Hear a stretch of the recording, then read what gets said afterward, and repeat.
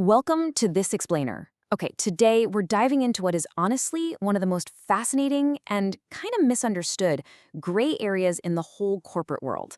We're talking about those situations where a company doesn't have total, absolute control over another business, but they definitely aren't just some passive bystander either. This is the realm of the International Accounting Standard 28, or IAS 28. It dictates exactly how companies need to report their investments in associates and joint ventures, making sure that financial statements reflect actual economic reality, not just surface-level transactions. So if you've ever wondered how corporate titans account for their massive, sprawling webs of influence, you are absolutely in the right place. To keep things super clear, here's our roadmap for today. First, defining significant influence. Second, the equity method. Third, exemptions to the rule. Fourth, discontinuing the method. And fifth, assessing impairment losses. All right, let's jump right into Section 1, defining significant influence and that gray area of control.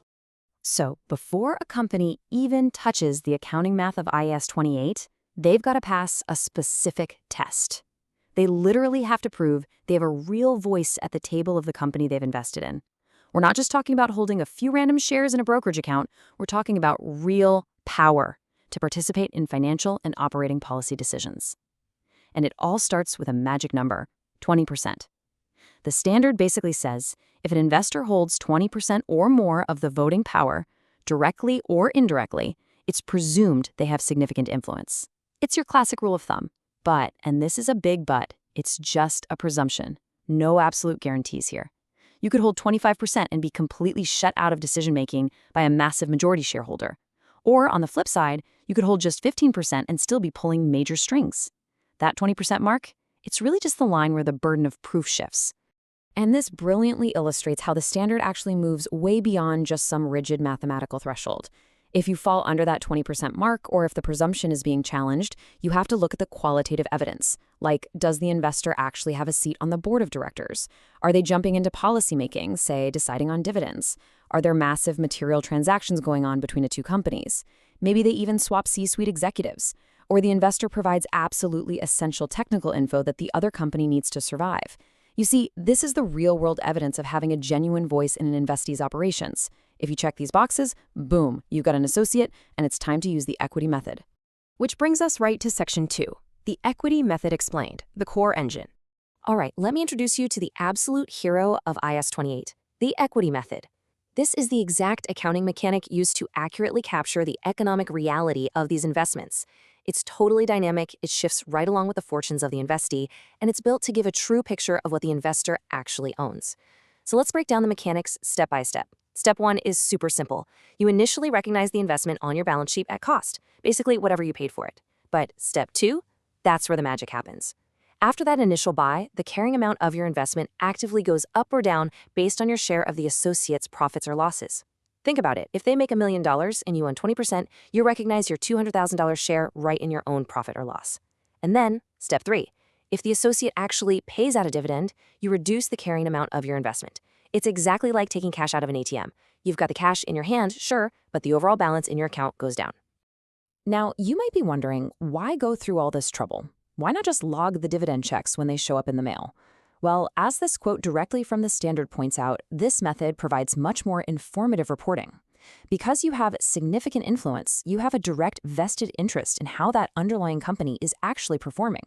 Imagine this. What if an associate is massively profitable but decides to reinvest all its cash to grow instead of paying out dividends? If you only logged dividends, your highly successful investment would look like a total dud on paper. The equity method ensures your balance sheet reflects the true value being built over there. Honestly, it's just about honesty in accounting. Now, as you can imagine, when two highly connected companies work together, they buy and sell things to each other all the time. IAS 28 breaks these into upstream transactions, that's where the associate sells an asset to the investor, and downstream transactions, where the investor sells to the associate. To stop companies from artificially inflating their profits by essentially selling things to themselves at a markup, the standard lays down a strict rule. Gains and losses from these asset sales are only recognized to the extent of unrelated investors' interests in the associate. In plain English, you can't claim profit on the percentage of the transaction that you basically represent yourself. It is a completely vital safeguard for financial transparency. Moving right along, we arrive at Section 3, exemptions to the rule, and when to ignore the equity method. Because, let's face it, every good rule in accounting has its exceptions, right? Some of these exemptions are purely practical. For example, if an entity is a wholly owned subsidiary whose ultimate parent already puts out consolidated financial statements complying with IFRS, they get a pass. No need to do redundant math. But what's really interesting here is the inclusion of venture capital organizations, mutual funds, and unit trusts, because their business models are completely unique. Relying on trading and fluctuating market values rather than long-term operational integration, these specific entities can actually just elect to measure their investments at fair value through profit or loss.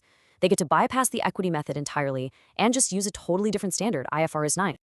Okay, let's shift our focus now to Section 4, discontinuing the equity method and changing relationships. So for the companies that do use the equity method, what happens when the relationship changes? Because corporate influence is almost never static. Companies are constantly buying more shares, selling shares off, or dealing with sudden hostile takeovers. So we've got to ask the big question: when does the equity method officially end? The short answer is you stop using it on the exact date your investment ceases to be an associate or a joint venture. But that ending, it can happen in two completely opposite directions. Think of it like a distinct fork in the road. Down one path, maybe you bought more shares and gained total control. You blew right past significant influence, and now you are the undisputed boss. At that point, the associate becomes a full-blown subsidiary. You drop the equity method and you fully consolidate their financials into yours under IFRS 10.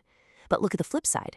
Maybe you sold off a huge chunk of your shares, or you lost your seats on the board. You just don't have significant influence anymore. Your retained interest simply drops down to being a standard financial asset. When that happens, you stop the equity method, measure whatever is left at fair value, and account for it under IFRS 9 instead. And that brings us to our final segment, Section 5, Assessing Impairment Losses, the downside. We absolutely have to look at what companies are required to do when an investment goes sour, and the value sitting on the balance sheet just doesn't match the grim reality of the market. The crucial point here is defining exactly what triggers an impairment loss. IAS 28 states that an investment is impaired only if there's objective evidence of one or more loss events. Now, this event has to occur after you initially recognize the investment. And most importantly, it must have a reliably estimable impact on the estimated future cash flows of that investment. So we are talking about real, fundamental damage to the business's actual ability to generate cash. The standard actually lays out a specific list of harsh realities that objectively prove an impairment loss. We're looking at things like significant financial difficulty of the associate, a massive breach of contract like defaulting on debt, or if it's looking probable that they're heading straight into bankruptcy. And let me be super clear about what this does not include. The standard explicitly states that just losing a public market listing, getting a quick credit rating downgrade, or suffering a temporary dip in fair value, that is not enough evidence on its own. It has to be an objective, measurable hit to the underlying economics of the company. When that happens, the entire carrying amount of the investment is tested for impairment, and the investor has to step up and recognize that loss. And really, that's the ultimate goal of IAS 28. Whether you're measuring the upside of a fantastic partnership using the equity method, or you're taking those painful but absolutely necessary write-downs when impairment hits, accurately reflecting these investments ensures true financial transparency. It stops companies from hiding their failures, and it stops them from underreporting massive successes tied up in affiliated businesses. So, wrapping up everything we've looked at today, I want to leave you with this final thought. How well do you really know what your company owns? I hope this explainer gave you a powerful new lens to look at those corporate balance sheets. Keep learning, and I'll see you next time.